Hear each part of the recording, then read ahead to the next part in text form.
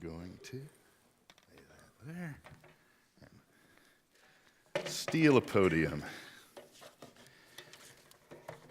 Well, in the words of Gomer Pyle from Mayberry, RFD, which is fitting in the style of the worship service today, surprise, surprise, surprise. Well, at least that's how I felt on the week earlier in the semester that I turned 60 years old. My wonderful wife, Carol, who is sitting right out here, wave at everybody, Carol. Hey, we're glad that you are here. My wife, Carol, had made sure that the celebration of the big one, my 60th, was going to be a week filled with surprises. It began early in the week. After a golf outing with some of my golf buddies from College Heights, we were supposed to just meet after the golfing at a restaurant. I walked in, and there were all the wives and black balloons and gifts out there for everyone to see, cards. And let me tell you, when you turn 60, birthday cards get really ugly. Really, really ugly. And so everybody in the restaurant knew that I was the old guy. The week ended with the Zustiaks getting me out of the house and taking me down to Cheddar's for a meal. And then we got back in order to discover that half the faculty and their wives at Ozark Christian College had been crammed into my kitchen, and they jumped out and scared the socks right off of me. And when you're 60, you don't need surprises like that.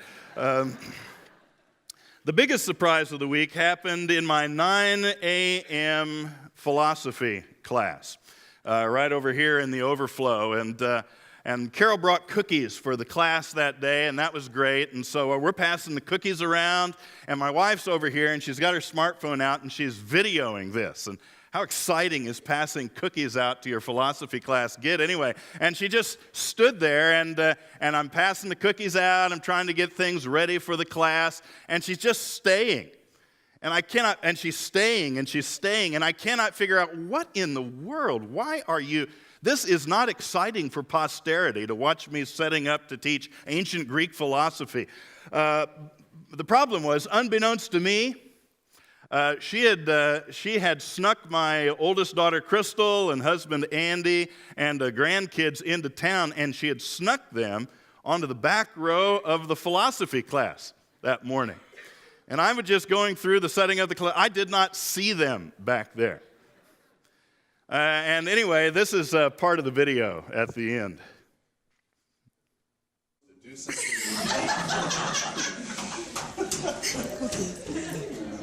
What am I supposed to do?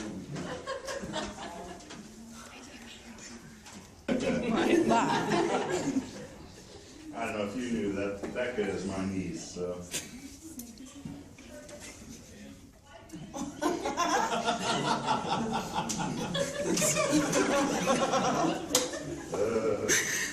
What I have to deal with for the last 3 years. Is there really a reason? Oh! Oh, man.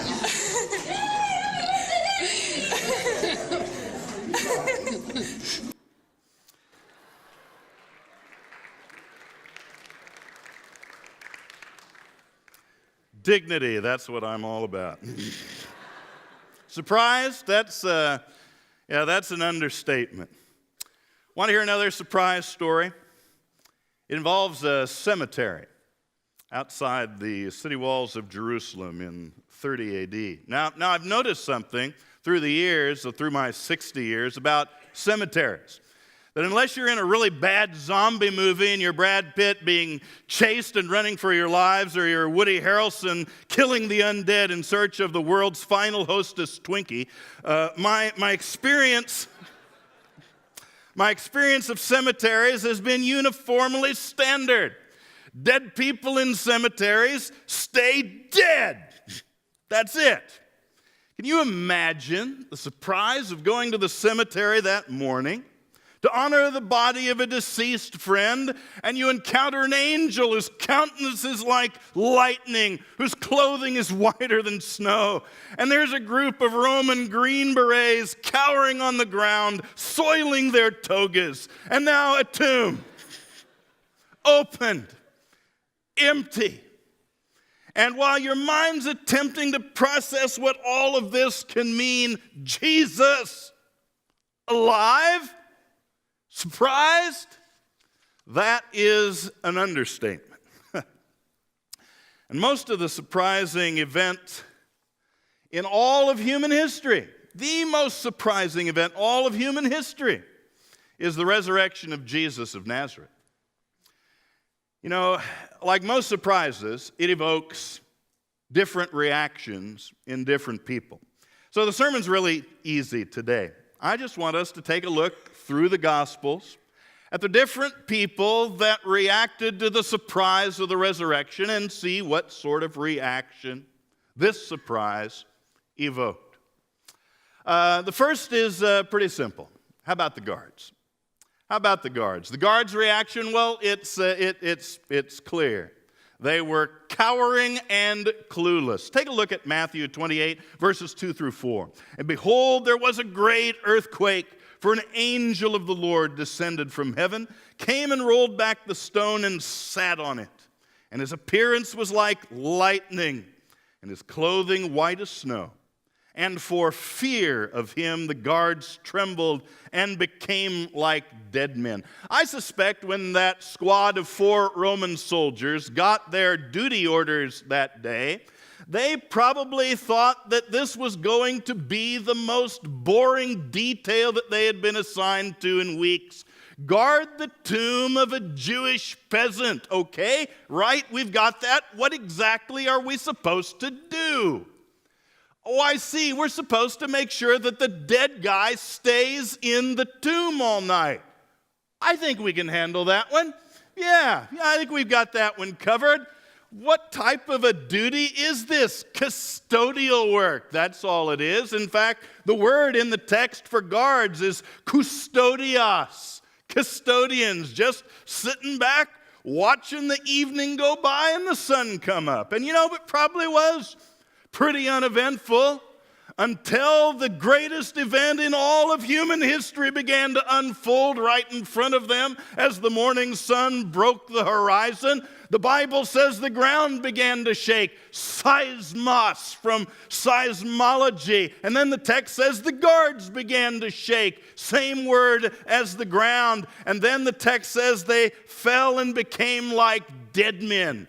In my mind, what I always have pictured going on here is like when you're a little kid and you watched a scary movie at night, you're 7 or so years old, and you go back to your room and it's creepy outside and the lights go off, and it's not those cute little cuddly guys from Monsters, Inc., the blue teddy bear that's going to get you. No. You know that it's Freddy Krueger or Jason or some undead ghoul that's in your closet or under your bed. And what happens? You stay under the covers. Oh yeah, because you know that if you just put the tip of your finger over the edge of your bed, Freddy's grabbing you and going to eat you alive underneath. But if you can stay under the covers, underneath, they're magic. And if you don't move and don't make a sound, somehow you know that the monsters may be as brain dead as they are undead, and that you're going to be safe and make it through the night, huh? Well, that's the Roman soldiers on the first Easter morning. The toughest that Rome had to offer, cowering. And after the whole thing was over, clueless, totally clueless. How do you explain what went on? What do you say to your commanding officers, to the officials? Well, we saw a bright light, and then we hit the ground, and when we were brave enough to lift our heads, the tomb was open and the body was gone. Right. Well, that's at least what they reported the Jewish authorities. They'd been given the easiest task in the world, make sure the dead guy stays in the tomb. And how did the morning end? How'd the morning end? They didn't get reprimanded. They didn't get punished. They didn't get demoted. They didn't get thrown in jail. They left the house of the Sanhedrin with their pockets bulging full of money. And all they had to do was tell the story that the officials had told them to tell. And so what if the story was about the disciples stealing the body sounded ridiculous? They stole the body while we were sleeping. After all, if they were sleeping, how do they know it was the disciples that stole the body? But they didn't care. They were paid big money. If that's what the Sanhedrin wants us to say, that's what we'll say. We don't care if we sound as stupid as Colin Ray singing, "That's my story, and I'm sticking to it." That's what we're going to say. What had just gone on? In the presence of the greatest event in human history, they were absolutely clueless. Clueless. You know, those guards aren't the only people that are clueless. In Ozark Christian College lore, you've heard this story maybe. It's a great story about what happened one day in Brother Wilbur Field's class. Wilbur's retired now. Wilbur's a great spiritual man of God, Old Testament history class, and he often at the end of class would call upon a student to close the class in prayer, in addition to opening the class with prayer.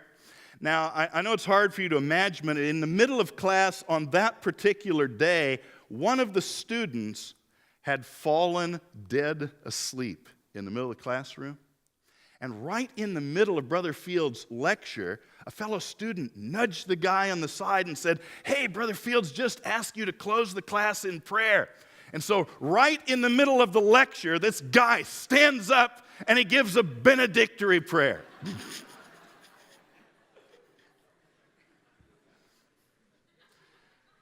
And Brother Fields just let him give the prayer. When the prayer was over, the entire classroom burst into laughter. The guy sat down. He had no idea what had happened. Brother Fields simply said, "Why, thank you, dear brother," and continued the lecture. Absolutely clueless. And that's how many people are in our current culture. That's how they react to the surprise of the resurrection. They have no idea how to react to it. They're clueless, just clueless. How about the reaction of the authorities? Well, the reaction of the authorities is odd. They deny and discredit. Take a look again at Matthew 28:11 through 15. "And while they were going, behold, some of the guards went into the city, and they told the chief priest and all that had taken place. And when they had assembled with the elders and taken counsel, they gave a sufficient sum of money to the soldiers and said, 'Tell people his disciples came by night, stole him away while we were asleep. And if this comes to the governor's ears, we will satisfy him and keep you out of trouble.' So they took the money and did as they were directed. And this story has been spread among the Jews to this very day." Now at first glance, I recognize at first glance, this seems to be one of the most unexplainable actions in all of human history. The Jewish authorities are given testimony by totally impartial, neutral witnesses about the resurrection of Jesus of Nazareth, and they refuse to believe it. The text says they took counsel to concoct a lie to cover their hard-heartedness. Now, nothing like that could ever happen in the real world, could it? Lying government officials throwing money at a problem in hopes that it'll go away? No. Could never happen. You see, my mind is made up. Don't confuse me with the facts. Deny and discredit. But is that really so hard to believe? Many of the world's supposedly most brilliant people have a totally closed mind to the possibility of being surprised by the resurrection. In my philosophy class, we study one of the great skeptics in all of human history, the British philosopher David Hume. Hume rejected all miracles. in the Bible or anywhere, and especially the miracle of the resurrection of Jesus. In fact, his famous rejection of the miraculous is famous in the annals of philosophy. Let me give you a Hume quote up on the screen. Hume said, "No testimony is sufficient to establish a miracle, unless the testimony be of such a kind that its falsehood would be more miraculous than the fact which it endeavors to establish." In other words, David Hume, a priori, with his beginning assumption, says no amount of evidence in all of human history could ever prove the miracle of the resurrection to take place. Now, my friends, if all of the evidence in human history is not enough to prove the miraculous, then your disbelief in the miraculous is not based on evidence. It's based upon presuppositions that don't have anything to do with evidence. And yet the world is filled with people who read David Hume. When I was at the university at Northwest Missouri State University, I had a history professor who, in no uncertain terms, made sure that everyone in the class knew that he was not just a non-Christian, he was anti-Christ. In fact, I remember the day he gave this lecture. Someone asked him if any evidence would be sufficient to prove to him the truth claims of Christianity, and he said, "Guys, if I would have been in the garden and seen an angel come down from heaven and roll the stone away with my own eyes, and with my own eyes I had seen Jesus walk out of the tomb alive, and I touched him with my own hands, and my own ears heard him speak to me. If all of that happened, I still would not believe, because those things can't take place." Wow. Wow. Well, that's our world today, gang. There will always be those in the face of the resurrected Jesus, in spite of all of the evidence, who will discredit and deny.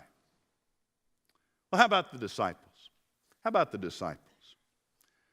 Well, to their credit, they do ultimately choose to bow and believe. But you know, when we read the resurrection narratives in all the Gospels, it's interesting to see that initially Jesus' disciples went through all of the reactions that we've seen up to this point. Like the guards, initially they were cowering with fear and still clueless in the face of the resurrection. One of my favorite stories is from Luke 24, where the resurrected Jesus walks with two of the disciples on the road to Emmaus. He spends all afternoon opening their minds to understand the Old Testament prophecies concerning Christ, and still these guys don't recognize him. It's not until the end of the journey, and they're gathered around the table, and in the breaking of bread, and there may be another sermon just in that particular verse, in the breaking of bread, their eyes were opened. They recognize it's Jesus, and then he's taken away from them. The text in Luke 24:32, they're talking to each other about it after it occurs, and they said to each other, "Did not our hearts burn within us while he talked to us on the road, while he opened the Scriptures?" William Barclay says, "Were not our hearts strangely warmed," referencing perhaps the conversion of John Wesley. They were initially clueless, and like the Jewish authorities, they initially attempted to deny and discredit the reports of the resurrection. Thomas even claimed, "Unless I examine the wounds in his hands and side, I will not believe." Talk about surprised. When 8 days later Jesus appeared to the disciples with Thomas present, I would have liked to have been a fly on the wall there, wouldn't you? "Tommy boy, come on over here. My hands, my side. Quit disbelieving. Believe." And you remember the story. Thomas, to his credit, falls to his knees and says, "My Lord and my God."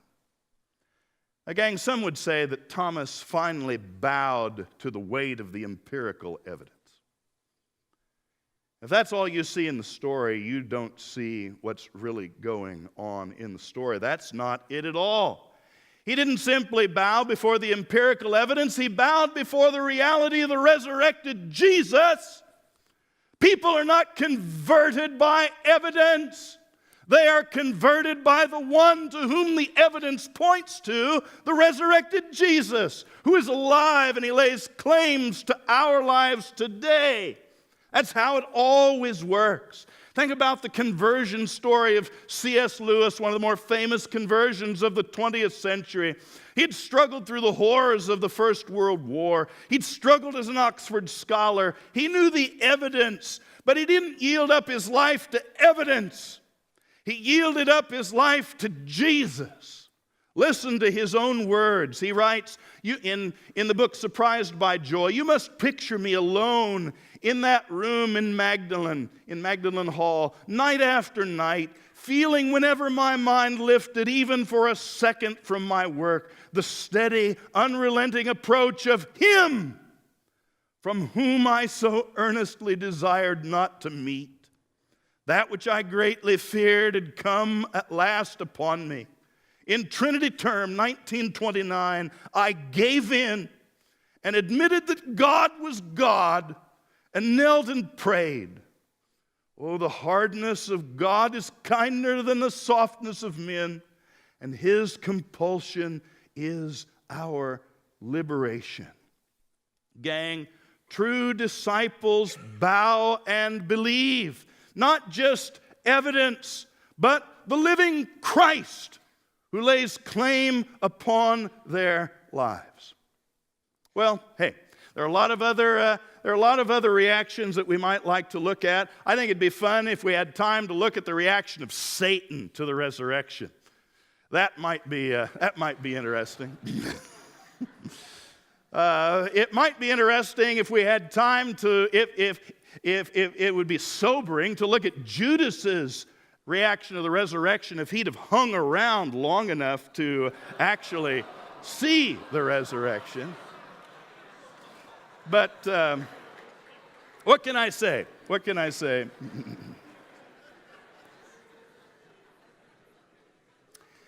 I do want to talk about one more reaction to the surprise of the resurrection.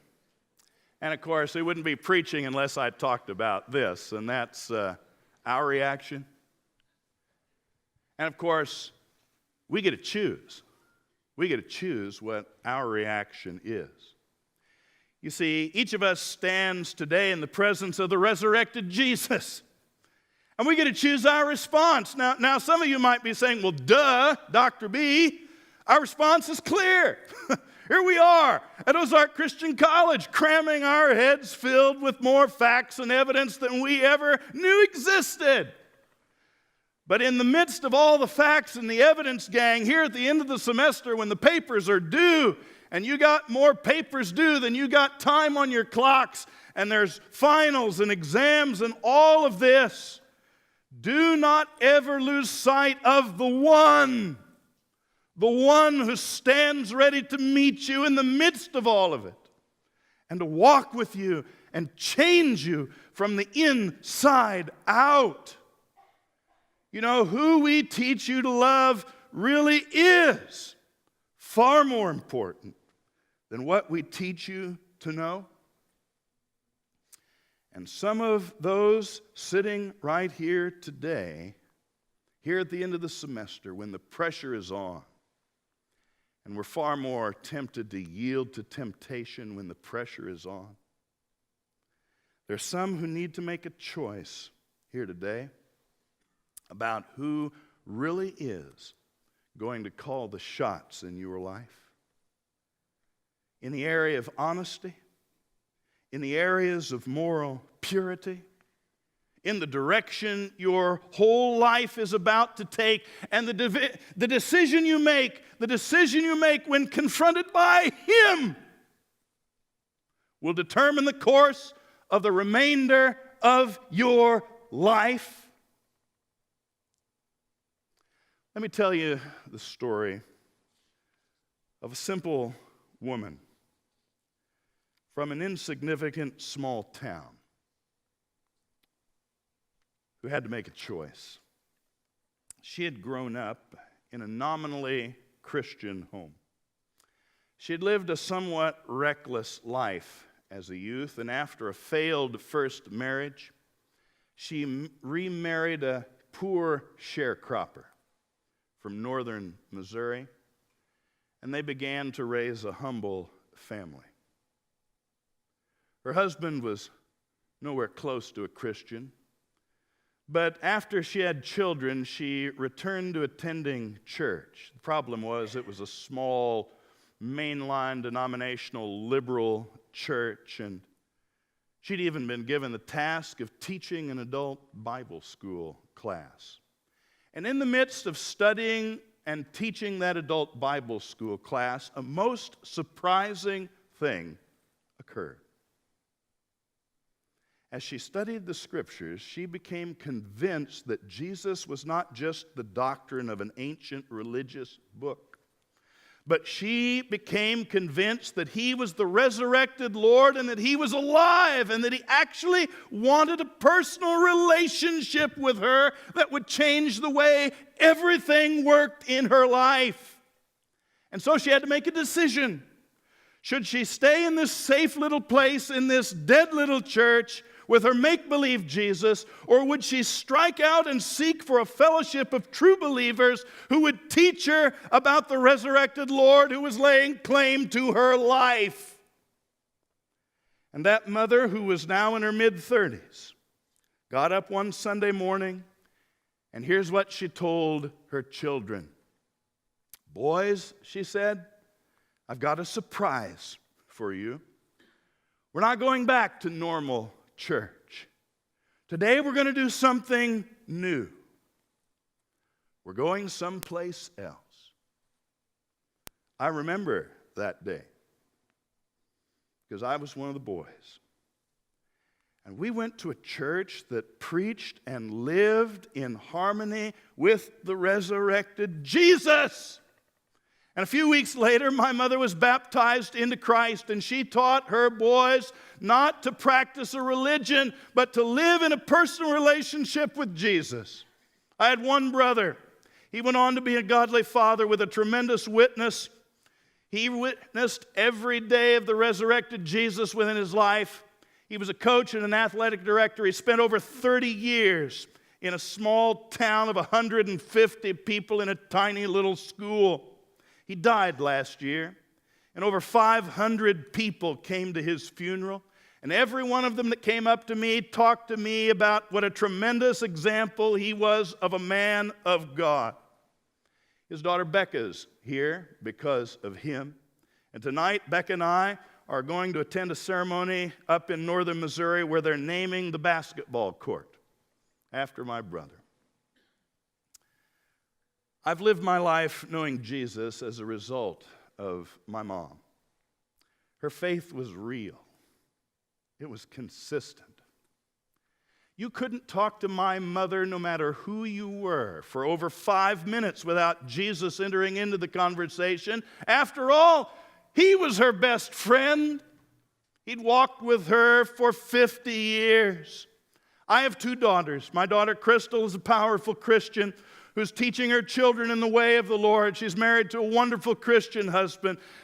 She's on staff at Rafa House. She travels to Cambodia regularly to work with young women who've been rescued from sex trafficking. My youngest daughter, Tiffany, is married to a godly man. They're raising their family to know the Lord. She's been on staff at a mega church outside of Detroit in a middle school ministry, and she has influenced hundreds of middle schoolers for the Lord. And I pray that my own life, in some small, humble way, has been a reflection and an influence for my Master and Savior and my dearest friend, Jesus. Last year on December 3rd, here's a picture. The last picture I ever got to take with my mom.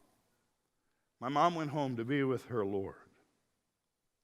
She leaves in her wake 3 generations of believers who are making a difference in the small parts of the world where they live for the cause of Christ. You know, so long ago in that farmhouse in northern Missouri, when she decided that a decision had to be made, were we going to go do church as normal or were we going to go actually worship Jesus?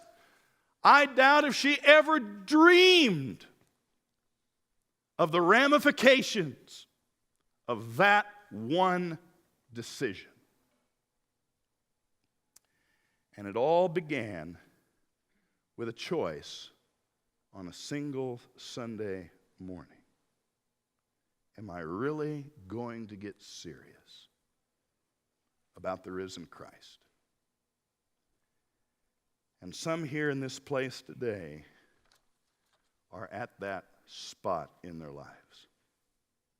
Jesus going to remain the topic of a paper, a footnote on a page, or is he boss? Several years ago, I had a student in my Acts class who was new at OCC. He'd come from a difficult past. He'd even spent time in prison. One Friday, I was asking the students to pray for me. I was going to go out and speak at a revival meeting that weekend, and it was the end of class, and as we were getting ready to leave, he said, Brother Bowland, when you go out and preach this weekend, are you going to tell the folks that Jesus still has the power to change lives today? And I said, well, yeah, Justin, that's what I'm going to tell them. I try to always tell them that. And he was getting adamant. He said, well, you've got to tell them that because Jesus has changed my life, and I want everyone to know that. Everyone to know that. And I'm putting the stuff in my bag, and I'm trying to get out the door, and I'm assuring him, I'm going to tell him that. I'm going to tell him that, Justin. And he goes, well, don't forget, no matter what else you tell him, don't forget to tell him that Jesus has the power to change life today. He's changed my life. He has the power to change my life today. Don't forget to tell him he has the power to change lives today. Why, yes. Yes, he does. He is alive. And he has the power to change lives today. And if you will but bow and believe and walk this day with the risen Christ, you may just be surprised at everything God can do with you. Gracious God in heaven, surprise us anew this day with who you are. In the name of Jesus.